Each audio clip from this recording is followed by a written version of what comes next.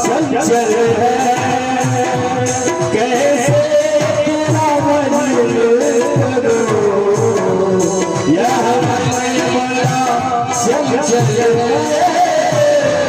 कैसे तेरा वर्णन करूं, जितना इसे समझाओ जितना इसे समझाओ उतना ही चलना है, जावा तेरे चरणों में गरीबों को मिल जाए, राधा तेरे चरणों में नदियों से गिरा चाहे बिजली सजा देना, नदियों से गिरा चाहे बिजली सजा देना, नजरों से गिर जाए, नजरों से गिर जाए,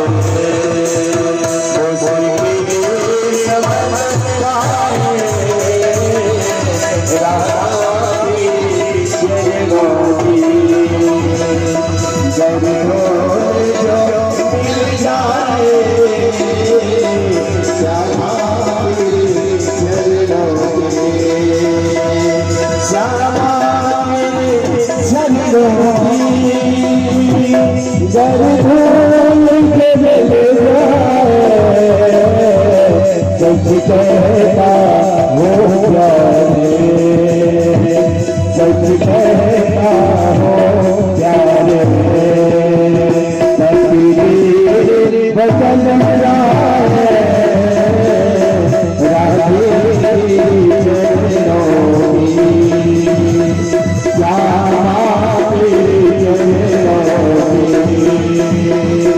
राधे चरणों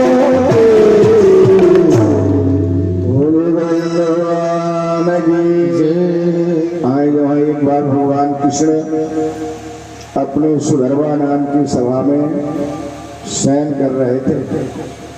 इधर जो है धृतराष्ट्रनंदन दुर्योधन सहायता प्राप्त करने हेतु द्वारिका पहुंचकर सुधर्मा नाम की सभा में जो गया, देखा कि शयन कर रहे हैं तो सिंह के पास बैठ गया।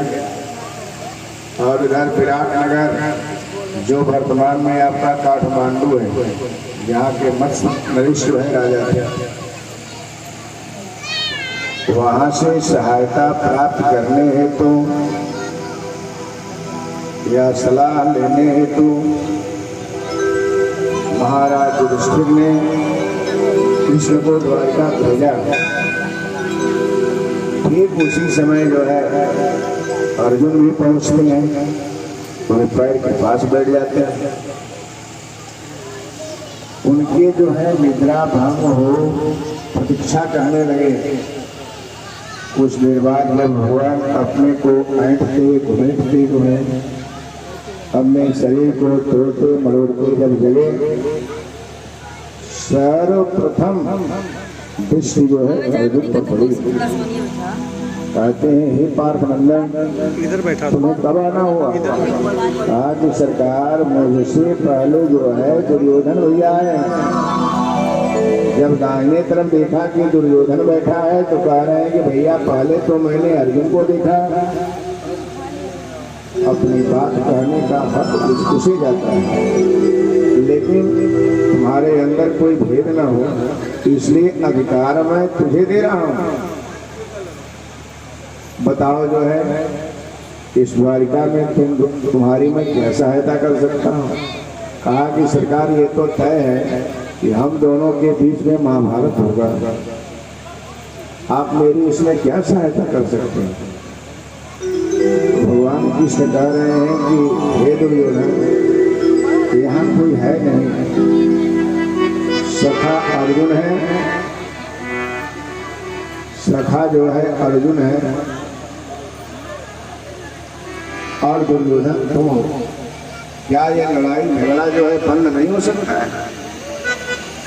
कहा कि यही जो है सीख लेते लेते अब तक मैंने कुछ कर नहीं पाया, तो मैं यहाँ सहायता प्राप्त करने के लिए आया हूँ, उपदेश सुनने के लिए नहीं आया हूँ, सलाह लेने के लिए नहीं आया हूँ। तो भगवान कृष्ण ने कहा कि देखो, एक तरफ मेरी नारायणी सेना है जो अजेय है, विश्व में किसी से जीती नहीं जा सकती, और एक तरफ मैं हूँ। कहा कि सरकार, राजसूय यज्ञ के समय आपके दाहिने पैर के अंगूठे से एक ज्योत निकली, चक्र का रूप धारण कर अब शब्द कहते हुए दमघोष नंदन शिशुपाल का जब 100वां जो है गाली पूरा हुआ तो चक्र उसका गला काट दिया। और जब उस चक्र को लेकर आप लड़ाई के मैदान में खड़े होंगे तो कौन टिकेगा? मंद मंद मुस्कुराते हुए भगवान कहते हैं कि चलो मैं जो है जिधर रहूंगा ना उस पर मैं शास्त्रीय ग्रहण नहीं करूंगा।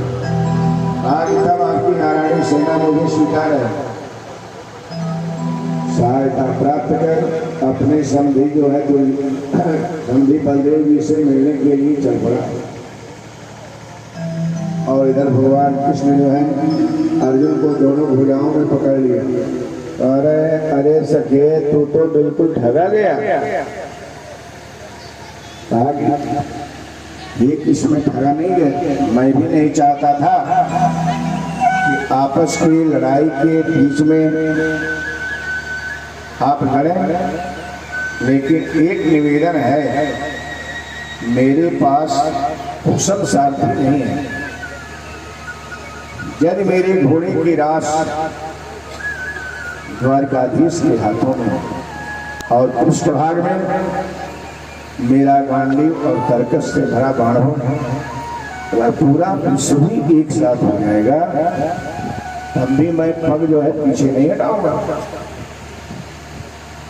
भगवान कृष्ण कह रहे हैं कि हे सखिया, अरे अपनी सखियों के लिए मैं बंसी की तान छेड़ करके जो है महाराज की, लेकिन वे सखियां मेरी वृंदावन में, लेकिन तू मेरा ऐसा सखा बना कि आज जो है युद्ध का राष्ट्र मेरे हाथ में दे रहा है। चलो मैं युद्ध का राष्ट्र जो है तुम्हारा ले लूंगा और तेरे घोड़े का संचालन करूंगा। अर्जुन प्रसन्न हो गए और उधर जो है दुर्योधन जब बलदेव जी के पास पहुंचा, बलदेव जी ने स्वागत किया, उचित स्थान दिया, जलपान कराया, कुशल छेद पूछा, तब उसके बाद कहा कि आने का अभिप्राय क्या है? तो कहा कि मैं पहले जो है सुधर्मा नाम की सभा में द्वारिकाधीश से मिलने गए। आप मेरे सीधे रिश्तेदार लगते हैं, आप लोगों में भीड़ न हो इसलिए मैं पहले वहाँ गया। तो वो तो बड़ा हमको सलाह दे रहे थे, लेकिन मैंने नहीं माना, अपने को 2 भागों में बांट दिया। जब जब इस तरह की स्थिति जो है कृष्ण के सामने आई है, तो अपने विचारों को हमेशा 2 भागों में बांटा है सहायता देने के लिए। एक नारायणी सेना जो है दुर्योधन को दिया और घोड़े की रास जो है अर्जुन का अपने हाथ में लिया, 2 भागों। तो बलदेव जी ने जो है कहा कि ये बताओ, उन्होंने क्या कहा? कहा कि एक तरफ जो है मैं निहत्था रहूंगा और दूसरे तरफ मेरी नारायणी सेना है जो अजय है। तो युद्ध के मैदान में वहां लड़ने मरने वालों की जरूरत है कि निहत्थों की जरूरत है? बलदेव जी का मुख लटक गया। कहते हैं, अरे दुर्योधन, तू मेरे कन्हैया को नहीं जानता। ये बता, अभी 3 दिन का भी नहीं हुआ था पालने में, पूतना का दूध पीते हुए मार डाला, कौन सा हथियार लिया था? त्रिणावर्त को मारा, धेनुकासुर को मारा, प्रलंबासुर को मारा, अघासुर को मारा, व्योमासुर को मारा, काली नाग का मादमर्दन किया, अग्नि पान कर गया, इंद्र के मांग को भंग किया, ब्रह्मा के व्यामोह को दूर किया। अक्रूर जी के साथ मथुरा गमन कर कुवलया पीठ का जो है अधिकार, कुवलया पीठ पर अधिकार प्राप्त किया। मुष्टिक चारूर पर जो है, मुष्टिक चारूर पर हम दोनों भाई मिल गए। मथुरापति कंस का जो है गला दबा करके बंध गया। कौन सा हथियार? तो जतो तीसरा ततो जया। मैं आज ही तुमको बता दे रहा हूँ, बिना मेरा कन्हैया रहेगा ना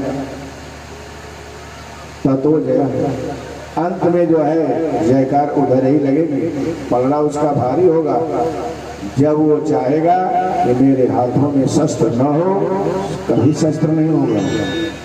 और जब चाहेगा कि मुझे शस्त्र की आवश्यकता है, तो संसार की सारी शक्तियां भी लग जाए तभी शस्त्र उसके अधीन होगा। तू नहीं जानता, मैं बचपन से जानता हूँ। तो कहा कि आप मेरी क्या सहायता कर सकते हैं? कहा कि मैं सेनापति हूँ, जो आग तूने अपने हस्तिनापुर में लगाई है वही आग को मेरे घर में लगाना चाहते हो। दोनों भाइयों के बीच में जो है समझौता हो गया है। मैं तीर्थ यात्रा करने जाऊंगा, हस्तिनापुर की सारी समस्या मेरा कन्हैया देखे। लेकिन यहाँ भी रथी, अतिरथी, महारथी लोग हैं, उनकी भुजाएं फड़क रही हैं लड़ने के लिए। तो मैं सेनापति होते हुए स्वतंत्र कर देता हूँ द्वारिका से। जो भी यहाँ के जो है वीर पुरुष भाग लेना चाहते हैं वो नारायणी सेना के साथ हो जाए। इस प्रकार से दुर्योधन सहायता प्राप्त कर हस्तिनापुर प्रस्थान कर गया और भगवान कृष्ण जो है अर्जुन के साथ उनका दारुक नाम का सारथी जो है रथ पीछे से लेकर चल पड़ा और भगवान कृष्ण जो है पार्थ के जो है रथ पर बैठकर विराटनगर के लिए प्रस्थान कर गए। जब विराटनगर जो है जब पहुंचे तो भगवान कृष्ण के लिए शिविर अलग से तैयार किया गया था। जाकर सर्वप्रथम जो है महाराज जो है युधिष्ठिर जी से मिले, कुशल क्षेम पूछा। सायंकाल का जब भोजन लोगों को हो गया तो भगवान कृष्ण भी अपने शिविर में जो है आराम करने के लिए चले गए। अर्धरात्रि की वेला में जब युधिष्ठिर जी ने ये देखा कि पहरेदारों के सिवा सभी सो गए हैं अपने अपने शिविरों में, तो अपने शिविर से निकलकर कन्हैया के शिविर में जाते हैं। प्रहरी जाकर सूचना देता है। भगवान कृष्ण भी उठ करके बैठ गए। कहा कि महाराज आप बुला लिए होते, आप यहाँ क्यों आए? कहा कि ऐसी बात मेरे हृदय में घुमड़ रही थी कि मैं सोचा कि बुलाऊंगा तो सभी जान जाएंगे, आ जाऊंगा तो कोई नहीं जानेगा। आज बात क्या है? कहा कि मैं लड़ाई झगड़ा नहीं चाहता। एक बार मेरे कहने से आप शांत दूत बनकर हस्तिनापुर जाएं, वहां पर जो है मेरे कुल पुरोहित को बुला लिया जाए, धौम ऋषि को बुला लिया जाए, जो 11 का व्रत करने वाले एकादशी का है उन्हें बुला लिया जाए, व्यास जी को बुला लिया जाए। धृतराष्ट्र के सम्मुख दुर्योधन का कहना है कि विराटनगर में 1 वर्ष के पहले पांडव देखे गए, लेकिन 9 महीनों को भी छोड़ दिया जाए तो 1 वर्ष 3 माह 3 दिन के बाद जो है विराटनगर के बाहर पांडव देखे गए। अभी कुछ बिगड़ा नहीं है। वहां जा करके जो है आप यह प्रस्ताव रखें। यदि आधे पर बात जो है बन जाती है तो कोई बात नहीं। अगर 5 गांव भी मिल जाए तो मैं लड़ाई नहीं चाहता। भगवान कृष्ण कह रहे हैं 7 अक्षौणी सेना अपने विराटनगर में रखी है और 13 अक्षौणी सेना जो है हस्तिनापुर में विराजमान है। ये 18 अक्षौणी सेना होती है और हमें आप शाम दूर बनाना चाहते हैं। जब देखा कि जो है कन्हैया मारने वाला नहीं तो कैसे महाराज जो दृष्टि बना रहे हैं, जरा आप लोग भी लहरा देंगे। बोलो श्री कृष्ण भगवान की। एक अर्ज मेरी सुन लो दिलदार है कन्हैया, एक अर्ज मेरी सुन लो दिलदार है कन्हैया।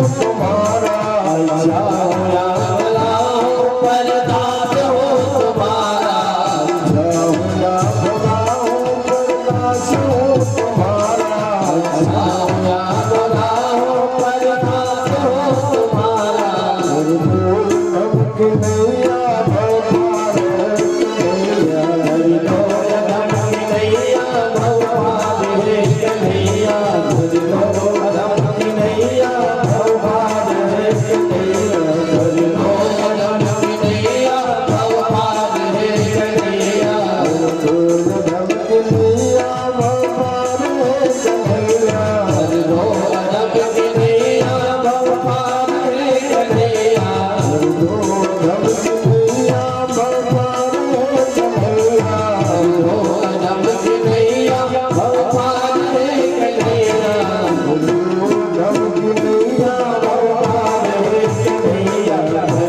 अधम की नैया भव पार कन्हैया, हरि लो अधम की नैया भव पार कन्हैया, हरि लो अधम की नैया भव पार कन्हैया, हरि लो अधम की नैया भव पार कन्हैया, हो अधम जनों के उद्धार करने वाले, हो अधम जनों के उद्धार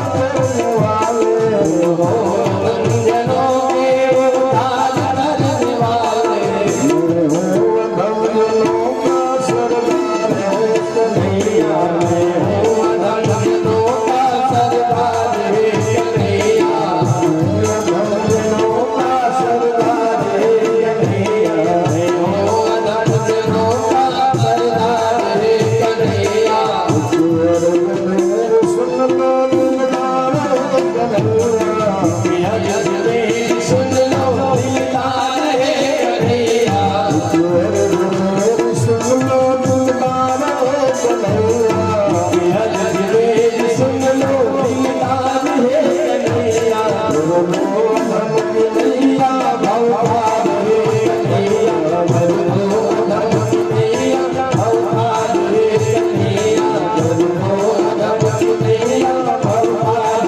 कन्हैया, हरि लो अधम की नैया भव पार कन्हैया। भगवान कृष्ण ने कहा कि सरकार जब आप यही चाहते हैं तो ठीक है, कि मैं शांत दूत बन करके हस्तिनापुर जाऊंगा। महाराज जो है अपने शिविर में चले आए, अपने गुप्तचरियों द्वारा जो है द्रौपदी को पता लग गया कि शांत दूत बन करके कृष्ण जो है हस्तिनापुर जा रहे हैं। प्रातः काल अपने साथी दारुक से कहे कि मेरे रथ को सजाओ। रथ को सजा दिया। अपने जो है संध्या वंदन करने के बाद तैयार होकर के जो ही रथ पर बैठना चाहते हैं, तब तक अपने शिविर से झांकती द्रौपदी पर नजर पड़ी, जिसके केस खुले हुए, आंखों में आंसू लिए हैं। वहां से सीधे द्रौपदी के पास पहुंचे, कह रहे हैं अरे वाह, तेरे आंखों में आंसू? आगे मुझको पता चल गया है। यदि महाराज भयभीत हैं, अगर आप भी भयभीत हो तो मेरी सुन लो। जिस समय दुशासन ने मुझे पकड़ करके सभा में ले गया इसको, तो भीम ने प्रतिज्ञा किया है और मैंने भी प्रतिज्ञा किया है कि उसके सोड़ी रक्त से मेरी बेड़ी जो है गूंथी रहेगी। और जिस जंघे पर बैठाने के लिए लालायित था, उस गन्ना को तोड़ने के लिए कहा है, उसका क्या होगा?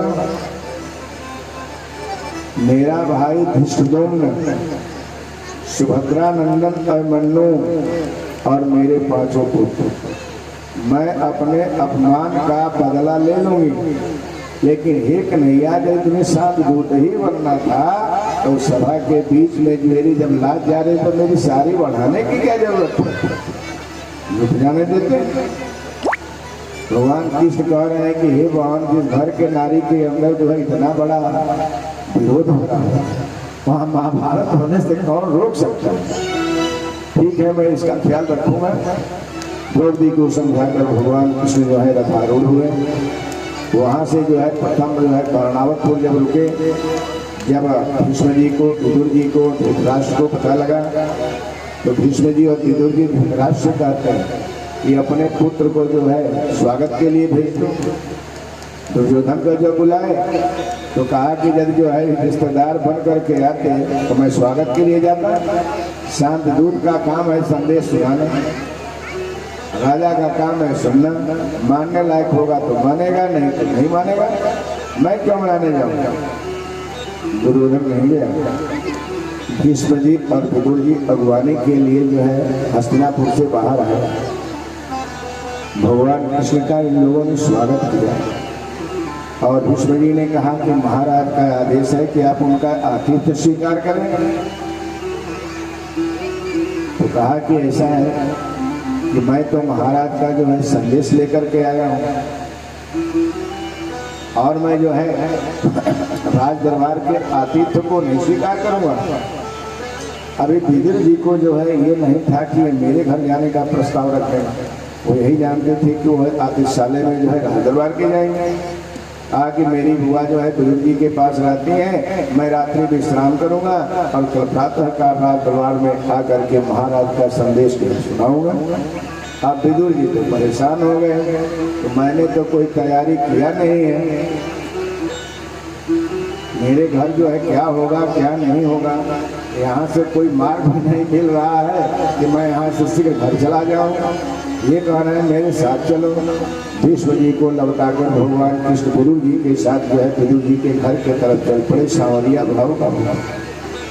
जब वहाँ पहुँचे तो अपने पत्नी से कहते हैं कि देखो मेरे कुटिया के भाग चलते हैं कि मैंने कभी स्वप्न में भी नहीं सोचा था कि कृष्ण जो है मेरे कुटी के शोभा बनेंगे, लेकिन हम दोनों ने पत्नी ने कोई तैयारी तो नहीं किया, लेकिन संयोग से जो है केला खरीद करके लाए थे। केला उनके घर में पड़ा हुआ था। आसन दे करके जो है दुधरानी जो है केला खिलाने के लिए बैठ गई। प्रमाण यह मिलता है कि केला छिल करके जो है जो उसका गुद्दा था वह नीचे गिरा रही थी और छिलका जो है उनके मुख में खिला रही थी। विदुर जी की जब नजर पड़ी तो कहा कि जो है अरे भैया कैसी सेवा कर रही है? अरे जो फल का जो गुद्दा है केले का मुख में जाना चाहिए, तुम छिलके खिला रही हो। भगवान कहते हैं हे विदुर जी, पत्रम पुष्पम फलम तोयं जो में भातम प्रयच्छति। इस प्रकृति से निकला हुआ जो भी पदार्थ है वस्तु है, पत्रम पुष्पम फलम तोयं, जल हो पत्र हो फूल हो, ये सब जो है जिन किन प्रकार अगर मुझे मिल जाता है तो मैं उसे स्वीकार कर लेता हूँ। बात यही बात तो हुई। तब तक जो है दुधरानी ने जो है भोजन की व्यवस्था किया, साग बनाया था। जब सामने विदुर जी के साथी भगवान बैठे और दोनों लोग जो है भोजन प्रारंभ किया तो सर्वप्रथम विदुर जी ने जो है देख लिया कि साग में नमक नहीं है। तो कह रहे हैं हे प्रभु ये बताइए साग में नमक पड़ा है कि नहीं पड़ा है? तो भगवान कहते हैं कि नमक तो दुश्मन पे डाला जाता है भैया, इस साग में नमक की क्या हो सकता है?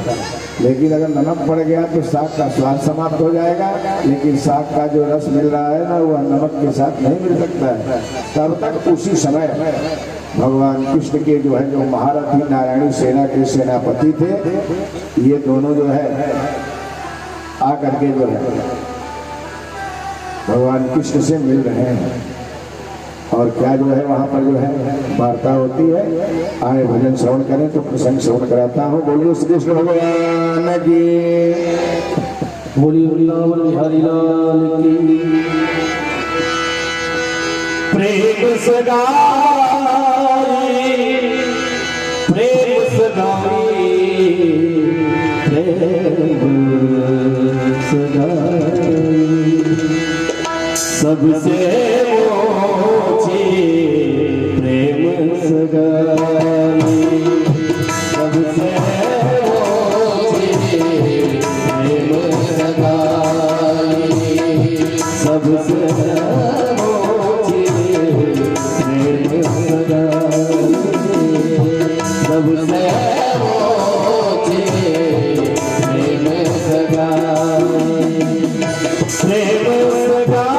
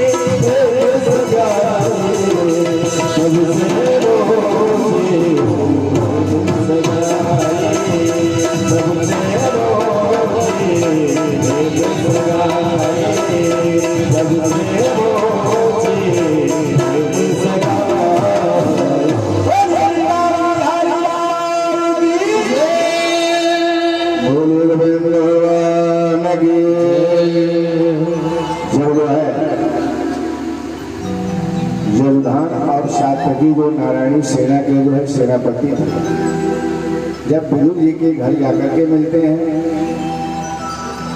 तो भगवान कृष्ण पूछते हैं कि बताओ हस्तिनापुर का क्या समाचार है।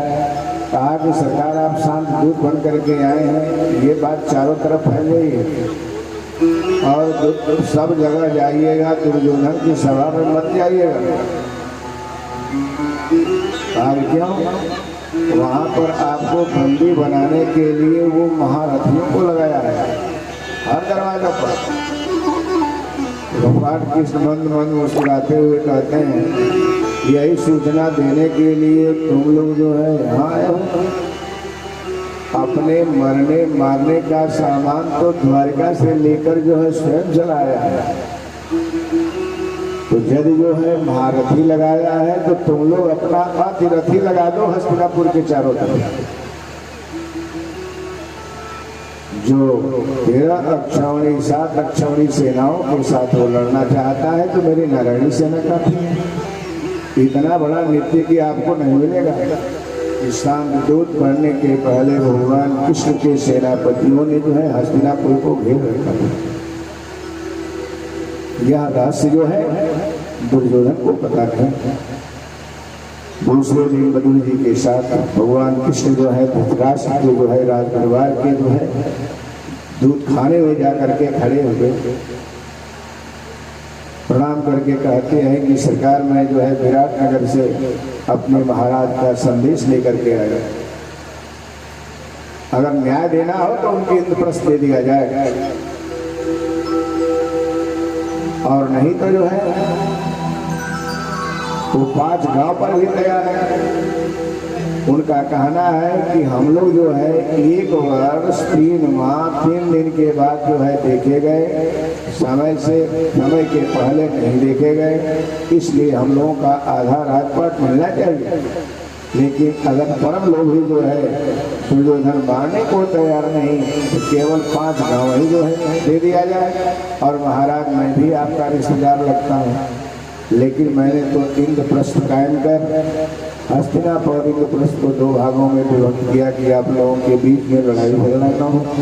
लेकिन महाराज आपने जो है अपने साले शकुनी पर नजर न रखकर अपने पुत्र के द्वारा पासा डाल करके जो है 12 वर्ष का वनवास 1 वर्ष का अज्ञातवास आपने रख दिया, उस पर भी आपने नहीं रोका। आपकी सभा के बीच में आपके घर की ही नारी जो है सताई जा रही थी, आपने उसके लिए कुछ भी प्रतिकार नहीं किया। लेकिन अब भी कुछ बिगड़ा नहीं है, आप अपने पुत्र जो है दुर्योधन को मना लीजिए।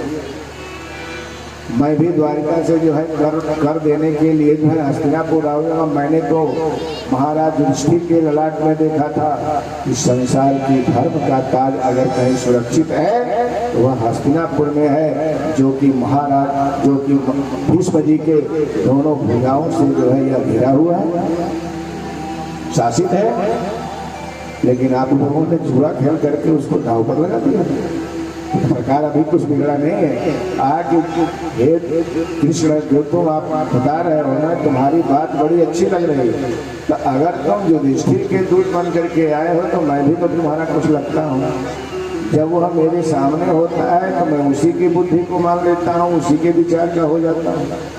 तो मेरे कहने से अगर विराटनगर से यहाँ आए हो तो मेरे कहने से दुर्योधन की सभा में जाओ और यही प्रस्ताव उसको रखो। यदि मान जाता है तो मुझे कोई बात नहीं है। भगवान मंद मंद मुस्कुराते हुए लौट पड़े। जब दुर्योधन की राजसभा में पहुंचे, जहाँ पर जो है दूत लोग अपना संदेश सुनाते हैं, उस कटघरे में खड़े हुए भगवान कृष्ण कहते हैं कि हे दुर्योधन, जो संदेश मैंने तुम्हारे पिता को सुनाया है वही संदेश मैं तुम्हें सुना रहा हूँ। आज अच्छा ठीक है, बताओ भगवान कृष्ण क्या कहते हैं कि दो न्याय अगर तो आधा दो पर इसमें भेद बाधा,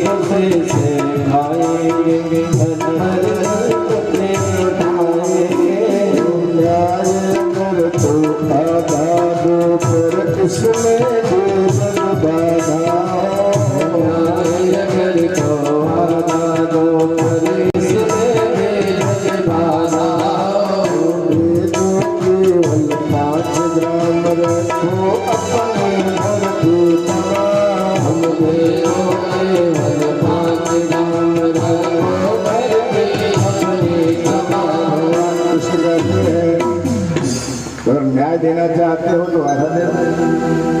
तो अब उसके बाद दुर्योधन कुछ बोला नहीं। कर्ण भी जो है उसका सलाह देने वाला बगल में बैठा था, मसलन लगाया हुआ था। देखा कि यहाँ तो सब कुछ साफ सूख गया है, आधा देने पे सब तैयार नहीं है। तब क्या कह रहे हैं कि भैया अगर जो है तुम आधा नहीं देना चाहते हो तो 5 ही गाँव दे दो। तो कर्ण ने कहा कि हे दुर्योधन, झगड़ा समाप्त करो, पहले इनसे तो ये पूछो कि वो 5 गाँव कौन कौन से हैं। 5 गाँव पर अब तक तो आधा मांग रहे थे, अजय तुमने नहीं कुछ कहा तो 5 गाँव पर है। और फिर चुप हो जाओ तो पता चला कि एक भी गाँव पर ही अब लोग मान जाएंगे। कहा कि नहीं, 5 गाँव जो है बहुत है, इसी पर इनसे समझौता की बात करो। तो भगवान कृष्ण के सामने जो है इस खुले हुए द्रौपदी की आंखों में आंसू जो है झलकते हुए दिखाई पड़े। भगवान कृष्ण कहते हैं कि हे दुर्योधन, अगर तुम देना चाहते हो तो पहले में बाणावत को दे दो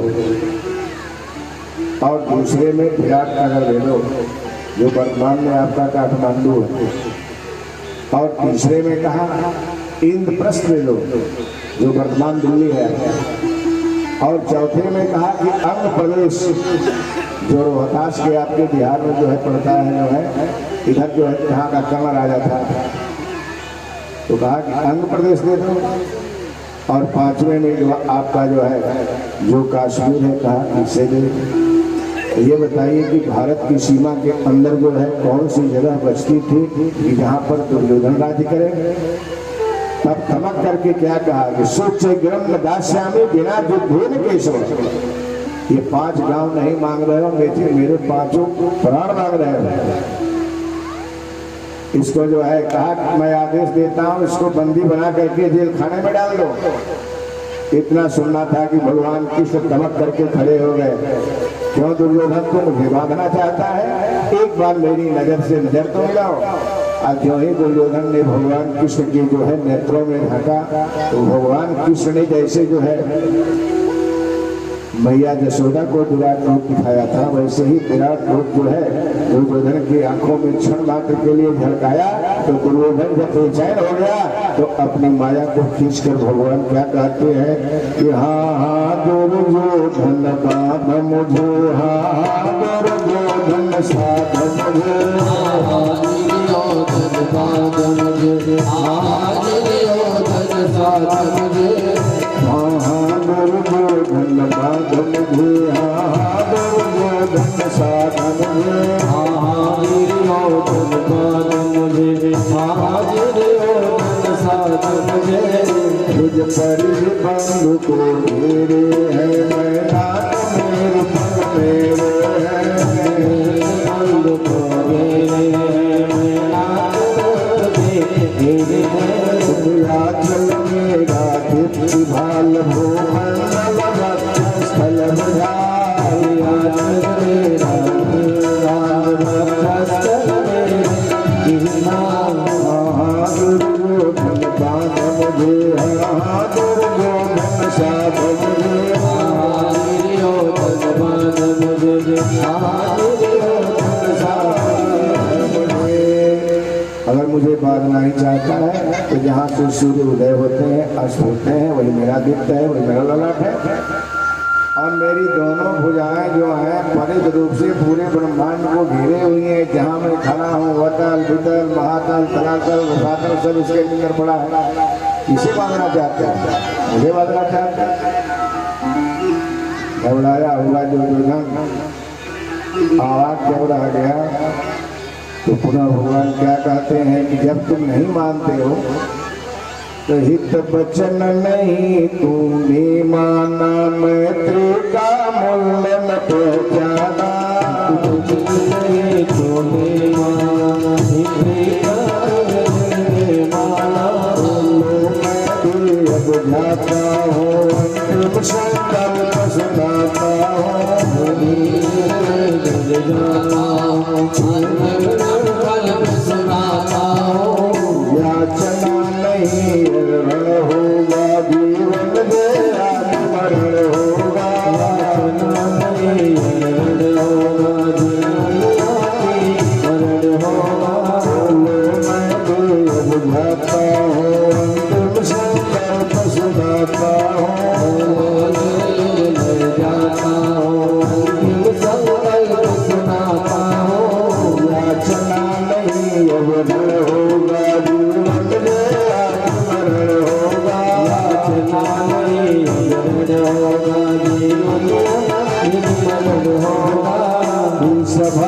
न सब मौन खड़े चुप थे आंखें बेहोश पड़े सब मौन खड़े चुप थे आंखें मर गए केवल नर में घाते थे धृतराष्ट्र में सुख पाते थे सुख पाते थे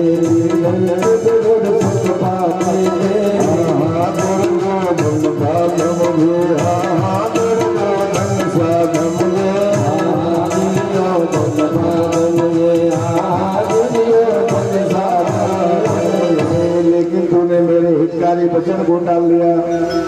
लेकिन मैं वह नीति अपनाऊंगा दुर्योधन की सारा संसार नहीं सब कहेगा। संकेत किया कर्ण के कर्ण को जो है रथ पर बैठाया और कर्ण का सारथी रथ ले करके जो है अपना जब हस्तिनापुर के बाहर आया तो भगवान कृष्ण कहते हैं हे कर्ण एक राज की बात बताता हूँ, तुम पांडवों के अग्रज हो, छोड़ो कर्ण इसके दुर्योधन को चलो विराटनगर। कहा कि जो कुछ आप बताना चाहते हैं ना अपने पिता इंद्र से सूर्य नारायण से मुझको पता है। मैया कुंती जब द्वंद्व युद्ध के लिए ललकारा जा रहा था, मैं धनुष बाण लेकर के जब खड़ा हुआ मुझे राधे हटा करके अपमानित किया गया। इसी दुर्योधन ने अंक प्रदेश का राज दे करके मुझे प्रतिष्ठित किया। तो मैत्री की बड़ी सुखद छाया है। इससे शरीर जो है शीतल हो जाती है काया। जिस नर की बाह गही मैंने जिस तर की छाह गही मैंने उस पर वार चलने दूंगा कैसे कुठार चलने दूंगा। अरे जीते जी उसे बचाऊंगा या मैं स्वयं धराशायी हो जाऊंगा। आप भले अर्जुन को छोड़ दें लेकिन मैं दुर्योधन को छोड़ने वाला नहीं। तो भगवान कृष्ण कहते हैं ठीक है तब लड़ाई जब युद्ध के मैदान में ही भेंट होगी। इतने देर में भगवान ने जो है दुर्योधन के सारे विचारों को मत करके विराटनगर आ गए। महाराज को संदेश देने के बाद 7 क्षौणी सेनाओं के साथ और इधर जो है कौरव 11 क्षौणी सेना 13 क्षौणी सेनाओं के साथ जब कुरुक्षेत्र के मैदान में दोनों तरफ से शिविर लगा लिया, ठीक उसी समय सरस्वती नंदन व्यास जी का आगमन होता है। मेरे भक्तगण ध्यान में केवल जो है उत्तर चरित्र के लिए मैं यहाँ तक आया हूँ। महाभारत का कहना मेरा विषय नहीं है। यही से कथा मोड़ लेती है कि व्यास जी कहते हैं कि भैया जो है सूर्य ग्रहण लगा हुआ है, 1 माह तक लड़ाई झगड़ा यदि होगा ना सब नरकगामी हो जाएगा। इसलिए 1 माह तक आप लोग प्रतीक्षा करें, उसके बाद आप लोग युद्ध कीजिएगा। तो उस समय जब लड़ाई होती थी सब लोग अपने अपने परिवार के साथ शिविरों के साथ रहा करते थे। सब लोग प्रतीक्षा करने लगे। वहीं पर सब पंचक सरोवर जो वर्तमान में ब्रह्मचर्य तीर्थ है जहाँ है कुल के क्षत्रियों का 17 बार आक्रमण कर जो है पंचनल के रूप में जो है सरोवर का निर्माण जो है परशुराम जी ने किया था। और वहीं पर जो है लोग स्नान करके अपने को जो है कृतार्थ करना चाहते हैं और उधर के लोग सूर्यग्रहण वहां नहाते भी हैं। जब भगवान कृष्ण ने यह लिखा कि 1 माह का समय लगेगा तो सोचा कि न जाने ऐसा कभी संयोग बने या न बने, क्यों न जो है वसुदेव जी को मैया माता को बुला लो, उनके द्वारा एक यहाँ छठी करा दो। जब यह भाव आया तो दूसरा भाव क्या आया कि अगर इसी अवसर पर जो है मैया यशोदा नंद बाबा भी होते तो वात्सल्य का जो आनंद उन्होंने लिया है, पुत्र होने का गौरव में आज वो चुका देता, दोनों ऋणों से मैं मुक्त हो जाता। इस जो है सूर्यग्रहण की चर्चा धीरे धीरे जो है बरसाना वृंदावन बरसत गई। जब नंद बाबा को ये पता चला कि जो है भगवान कृष्ण जो है बलदेव जी और उनकी 8 पटरानियों सहित वसुदेव और देवकी जो है सब पंचक सरोवर तक आ गए हैं। तो नंदरानी से कहते हैं कि देखो तेरा लल्ला जो है नजदीक आ गया है, द्वारिका तो बहुत दूर है, चलो जो है सूर्यग्रहण का स्नान भी हो जाएगा और इन लोगों से जो है तुम्हारी भेंट भी हो जाएगी। नंदरानी के प्रसन्नता का कोई पारावार नहीं। नंद रानी ने जो है, यशोदा जी ने गोपियों को तैयार किया। आज जब गोपियां श्री राधा से कहें तो राधा जो है सर्वप्रथम भगवान कृष्ण से खरीक में मिलने के लिए जो है गई थी, और आज जो सरपंचक सरोवर पर जाना है तो पुनः जो है यशोदा जी के पास जाती हैं। कहती हैं कि मैया यशोदा, मैंने सुना है कि मेरे जो है कन्हैया जो है सरपंचक सरोवर तक आए हैं। अरे वहाँ महाभारत होने वाला है और जो है केवल 1 माह के लिए वहाँ की लड़ाई रोक दी गई है, तो तेरे साथ मैं भी चलती, मैं भी अपने जीवन को कृतार्थ कर लेती, सरोवर में स्नान कर। कहा कि इच्छा है कि तुमको साथ ले जाने में दिक्कत नहीं है, लेकिन जो अवधूतरी का भेष धारण कर, जो मेरे कन्हैया के स्वर्ण को जो है धारण कर जो तुम यहाँ पर नाच नाचती हो, अगर यही नाच तूने वहाँ अगर कोई शुरू किया तो बहुत बड़ा अपमान होगा। कहा करे मैया कहीं कुछ नहीं होगा, गोपियों के साथ तो मुझे ले चलो। मैं भी जो है अवधूतनी का भेष बनाते बनाते जो है तंग आ गई हूँ, एक बार तो मेरा सामना उनसे हो। तो यशोदा जी से अनुमति मिल गई। तो इधर जो है जिन गोपियों को भगवान कृष्ण ने चीर हरण कर जो आध्यात्म का उपदेश यमुना के तट पर जो है शरद ऋतु की पूर्णिमा की रात्रि को दिया था, वे सभी गोपियां तैयार हैं, राधा भी तैयार है, गोप भी तैयार हुए, जो उनके सखा थे वो भी तैयार हुए। नंद बाबा जो है यशोदा जी के साथ अपने अपने छकड़ों को जो है सजा करके जो है सब सवार जो है चल पड़े। और इधर राधा जो है अपने गोपियों के साथ, उनके राधा जी के गोपाल कैसे हैं, क्या कहती हुई गाती हुई सब पंचक सरोवर पहुंच रही है। जरा आप लोग भी जो है इन गोपियों के साथ राधा जी के साथ जो है उसी सरोवर पर चले। बोलो श्री कृष्ण भगवान की, हरि लाल की जय। काली काली गैया गोरे गोरे ग्वाल, काली काली गैया गोरे गोरे ग्वाल, काली काली गैया गोरे गोरे ग्वाल, काली काली गैया गोरे गोरे ग्वाल।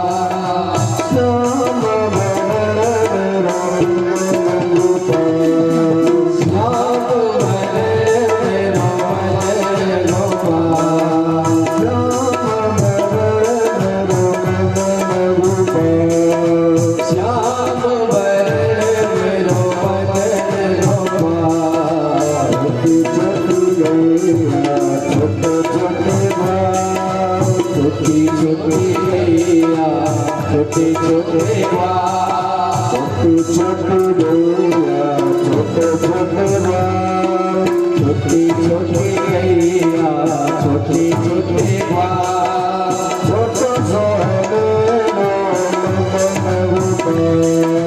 छोटो सोहरे रो मदन गोपाल, छोटो छोटो सोहरे रो मदन गोपाल। घास खाए गैया दूध पिएगा घास खाए गैया दूध पिएगा, घास खाए गैया दूध पिएगा, घास खाए गैया दूध पिएगा।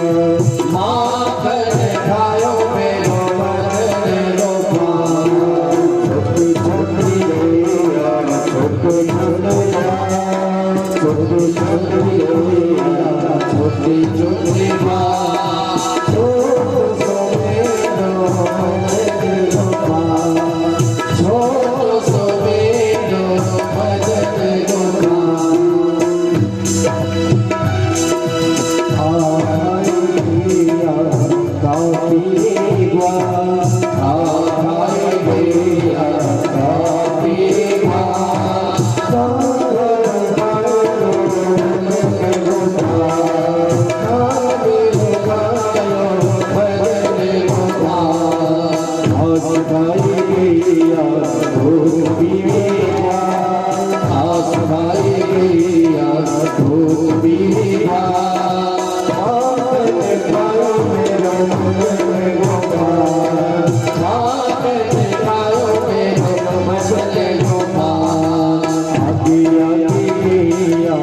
पीछे पीछे आगे आगे गैया पीछे पीछे पीछे मेरे रोमत रोमा पीछे मेरे रोमत रोमा काली काली गैया गोरी गोरी काली काली गैया गोरी गोरी श्याम भरले रोमत रोमा श्याम भरले रोमत रोमा छोटी छोटी गैया छोटी छोटी छोटी छोटी गैया छोटी छोटी छोट सवेरो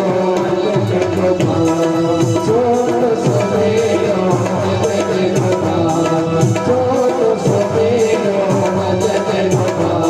छोट सवेरो भगवान की जय। इस प्रकार से जो है प्रवासियों ने भी जा करके अपना शिविर डाल दिया और उसके बाद से जो है जो शिविर लगे हुए थे राजाओं महाराजाओं के देखा तो नहीं बनता था। जसोदा रानी से जो है गोपियों ने अनुमति प्राप्त किया कि हम यहाँ तो बहुत दूरों तक रहना है, शिविरों को देख लिया जाता है। जसोदा ने कहा कि कोई उत्पात मत करना, यहाँ पर जो है बड़े बड़े महाराज उनकी महारानियां यहाँ आई हुई हैं। अनुमति प्राप्त कर जो है ललिता विशाखा इत्यादि के साथ राधा भी जो है शिविरों को देखने के लिए निकल पड़ी। जब मार्ग से जा रही थी जहाँ द्रौपदी जी का शिविर था और द्रौपदी जी के शिविर में ही भगवान कृष्ण की 8 पटरानियों ने आश्रय लिया था।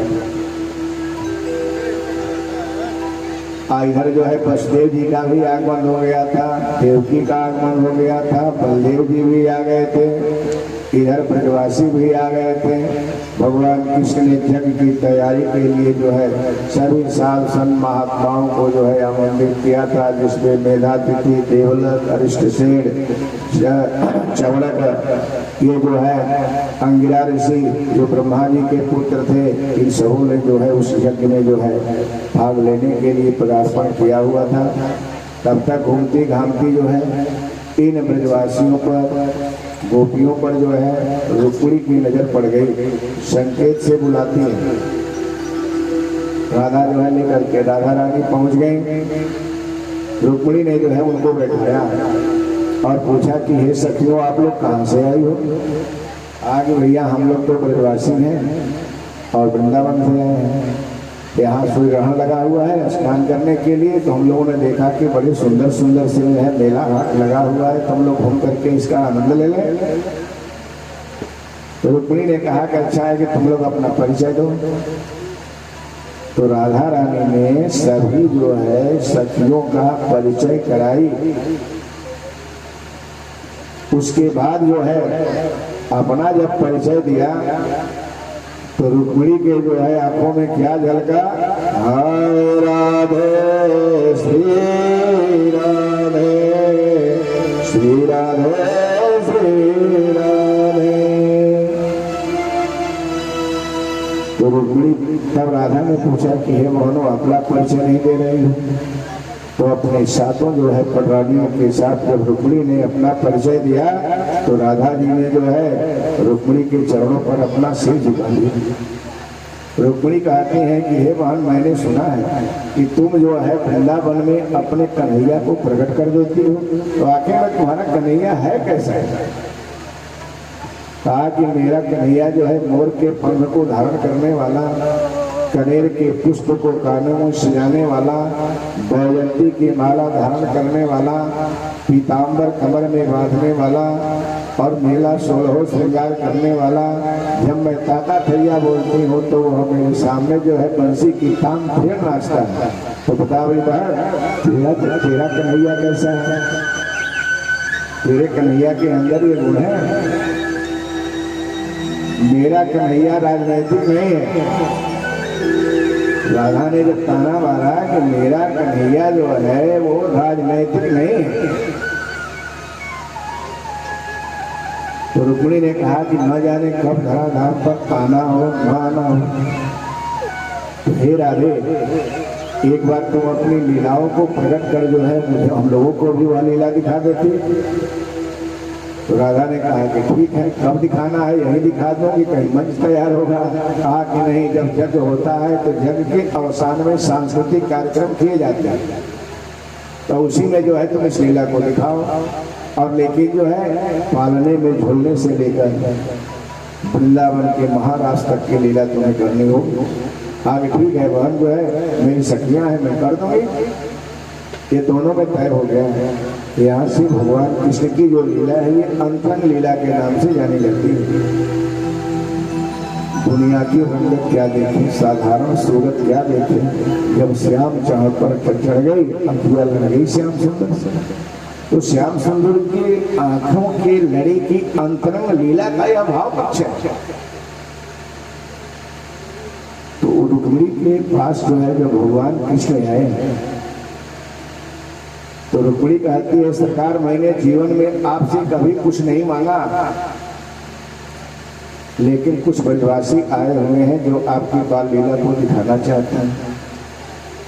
तो जिस दिन वह लीला दिखाई जाए उस दिन आप मेरे पास रहेंगे, कहीं अन्यत्र नहीं जाएंगे। मैंने आज तक आपसे कुछ नहीं मांगा। आगे ठीक है भैया, मैं तुम्हारे पास रहूंगा। तो कहा कि मेरे पास रहेंगे तो वो किस कन्हैया को पूछती है। तो कहा कि अब वो जाने और तुम जानो। अरे तुम कह रही हो तुम्हारे पास रहेंगे, तय हो गया। बहुत बड़ा यज्ञ कराया भगवान कृष्ण ने। नंद बाबा निहाल हो गए, जसोदा से कहने लगे कि अरे जसोदे, अगर अपना भी पुत्र होता तो इतना दान देने वाला यज्ञ नहीं करता। लेकिन जब जसोदा ने जाना कि राधा मानने वाली नहीं है, यहाँ लीला करेगी, लाख समझाती रही कि अरे मैया मेरे आंखों में आंसू आ गए, एक बार तो सच जाने दो। मैं भी स्वांग करते करते लीला करते करते तंग आ गई हूँ। और उनसे हमारा जो है यह समझौता है कि आने वाले समय में हमारी तुम्हारी भेंट होगी और मैं देखूंगा कि तुम भक्त की लता में पुष्पित और पल्लवित रही कि मैं अपने राजनैतिक जीवन में सफल रहूंगा। तो बस इसके बाद नहीं सजना होगा भैया, जो सजना है यही सजना है। तो पूतना पद से लेकर सारी लीलाएं जिस प्रकार से कंस ने असुरों को भेजा अपने सखियों को बनाती हुई, चीर हरण करती हुई, ये राधा जो है अपने गोपियों के साथ गोलाकार मंडल बनाकर बीच में जो है खड़ी हो गई और कह रही है कि हे प्रभु। और ये नहीं था जैसे हम लोग आप कथा सुन रहे हैं उसी प्रकार से वहां भी मंच लगा हुआ, सभी दैवी शक्तियां वहां विद्यमान थी। भगवान कृष्ण जो है गर्भनंदिनी जसोदा जी के पास बैठे थे। ब्रजेश्वरी श्री राधा ने देखा और भगवान कृष्ण का ध्यान करते हुए जो है इधर जो है राधा अपने कन्हैया को कैसे बुला रही हो, जरा आप लोग बुला रहा है। बोलो श्री कृष्ण भगवान की। कन्हैया तुम्हें क्यों नजर देखना हो, कन्हैया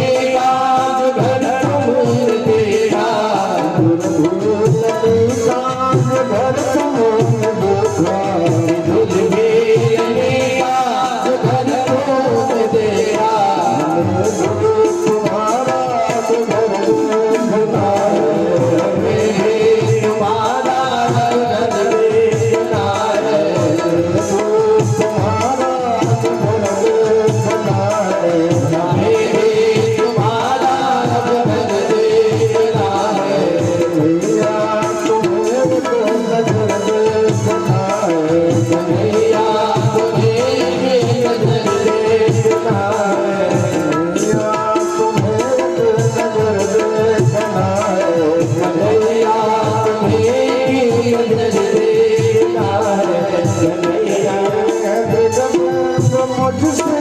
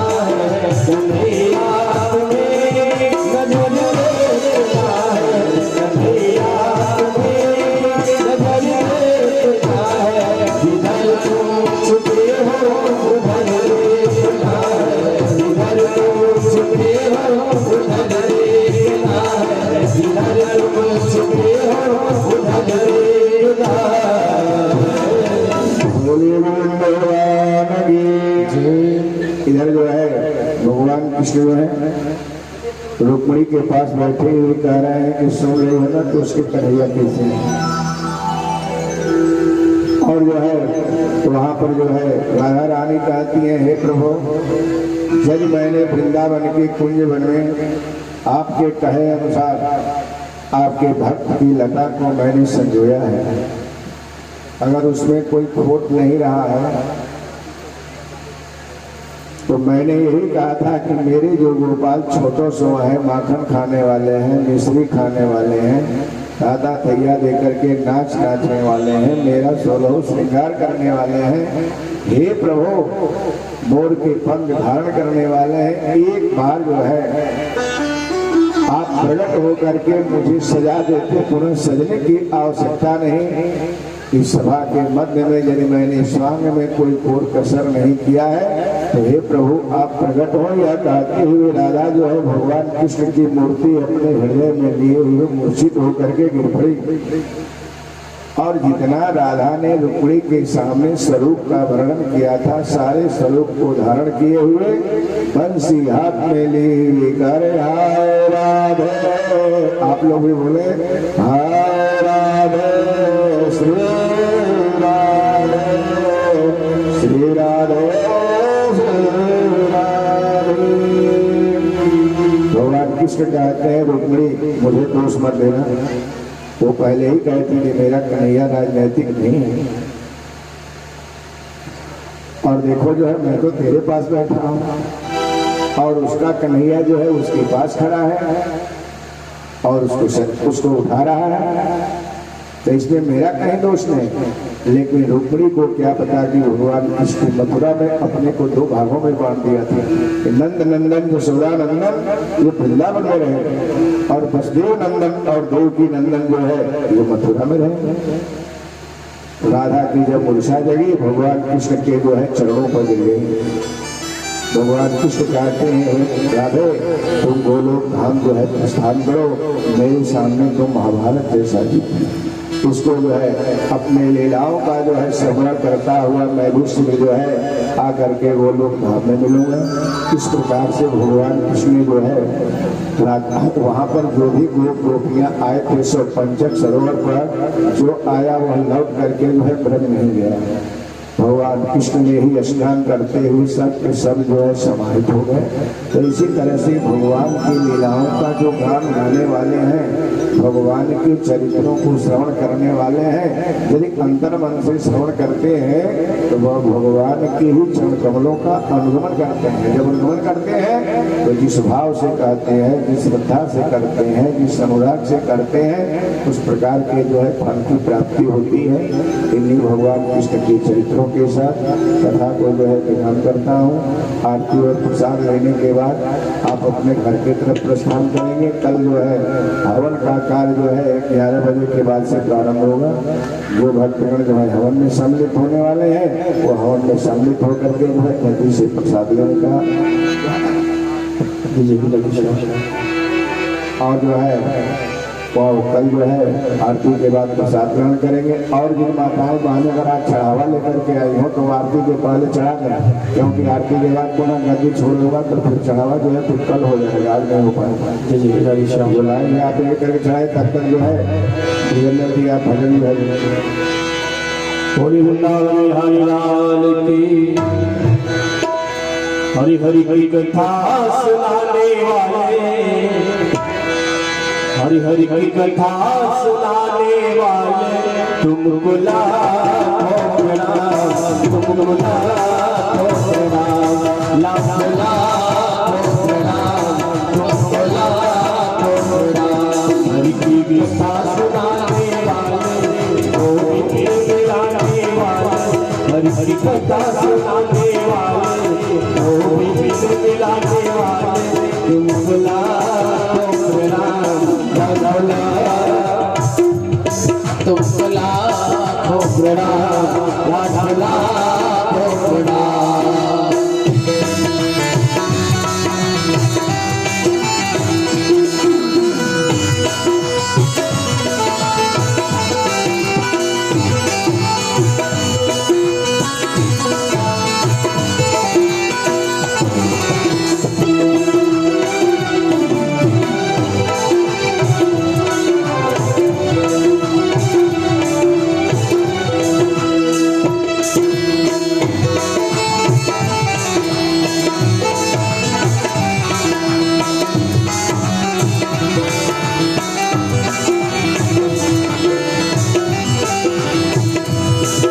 भूल रहे थे बचपने, पल खो गए थे बचपने, हम भूल रहे थे बचपने।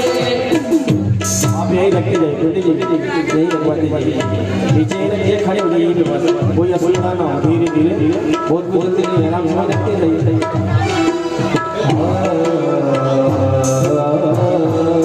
हम भूल रहे थे बचपने, पल खो गए थे बचपने, हम भूल प्रभु राम बताने वाले, प्रभु राम बताने वाले, ओ राज बताने वाले, तुमको लाखों प्रणाम, तुमको लाखों प्रणाम, लाखों लाखों प्रणाम, तुमको लाखों प्रणाम। हरि की कथा सुनाने वाले, हरि की कथा सुनाने वाले, तुमको लाखों प्रणाम, लाखों लाखों प्रणाम, तुमको लाखों प्रणाम, लाखों लाखों प्रणाम।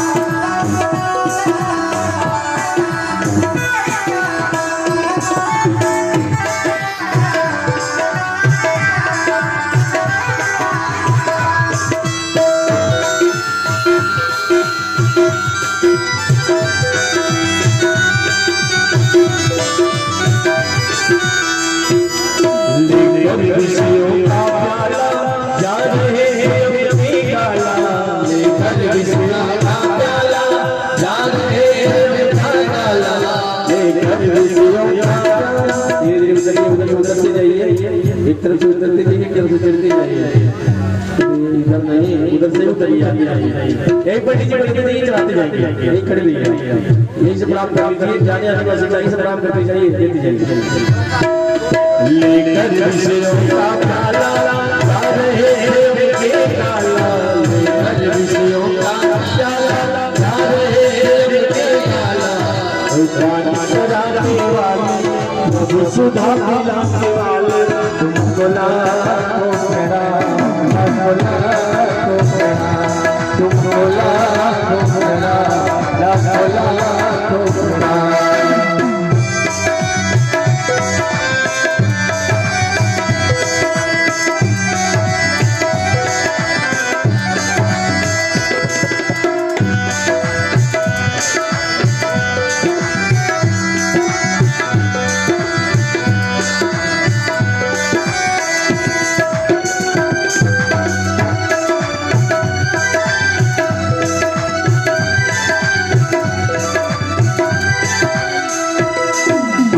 घट के अंतर्यामी हम दीदी और अभिमानी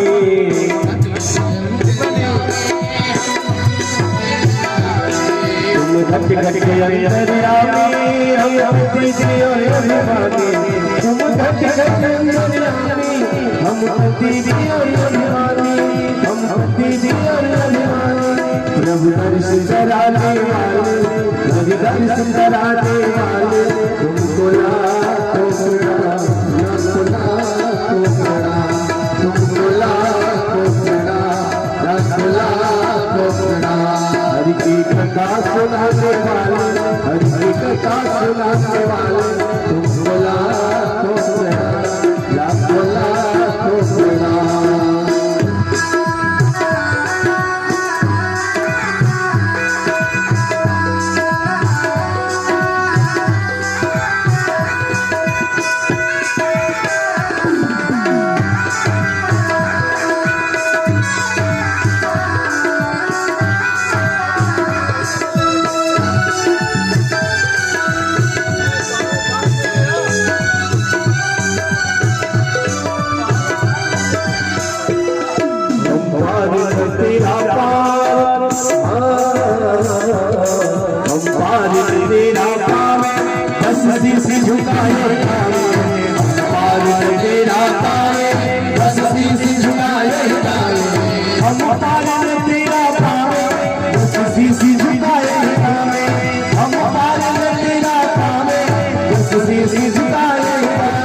आत्मज्ञान कराने वाले मुक्ति दिलाने वाले आत्मज्ञान कराने वाले मुक्ति दिलाने वाले तुमको लाखों प्रणाम तुमको लाखों प्रणाम हरि की कथा सुनाने वाले हरि की कथा सुनाने वाले तुमको लाखों प्रणाम मीठी मीठी वीडियो का आनंद लेते हुए जगत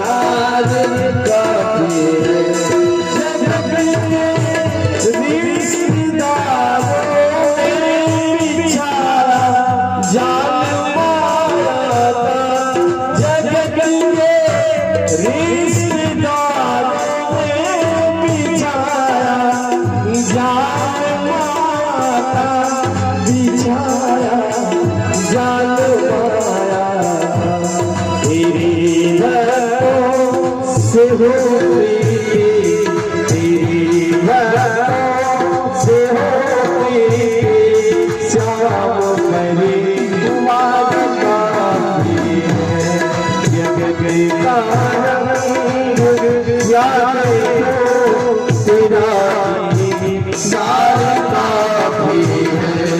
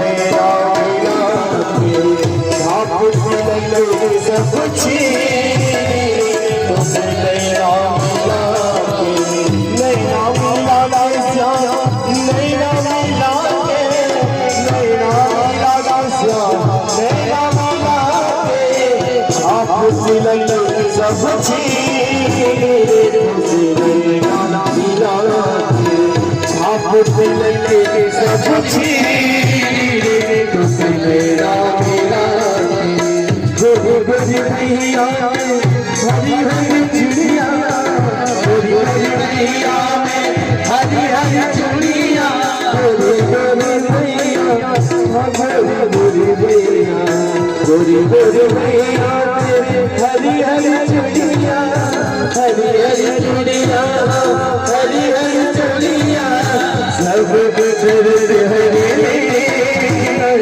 दूसरे मिला छाप से लगे सब दूसरे मिला लेना मिला लेना मिला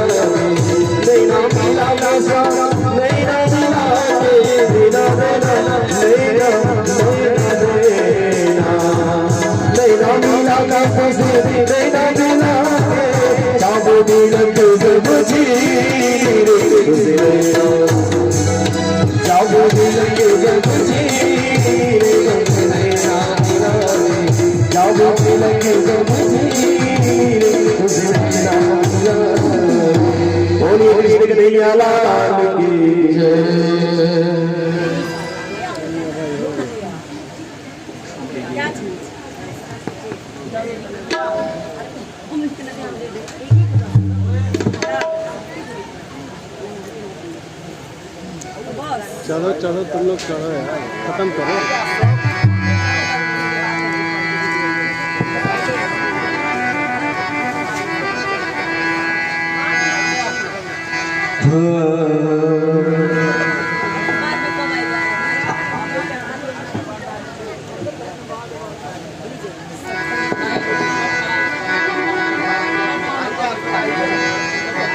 प्रीत मोहन की इस भरोसे पे की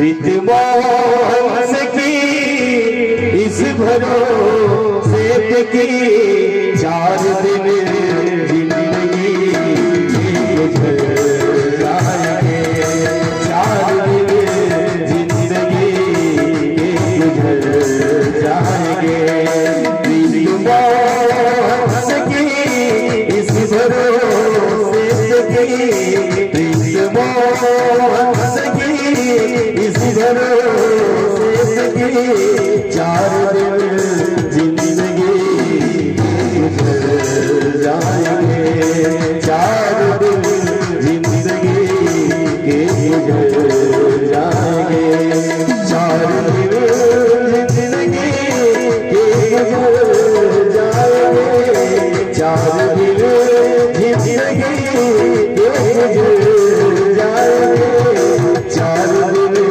जिंदगी के गुजर जाएंगे 4 दिन जिंदगी के गुजर जाएंगे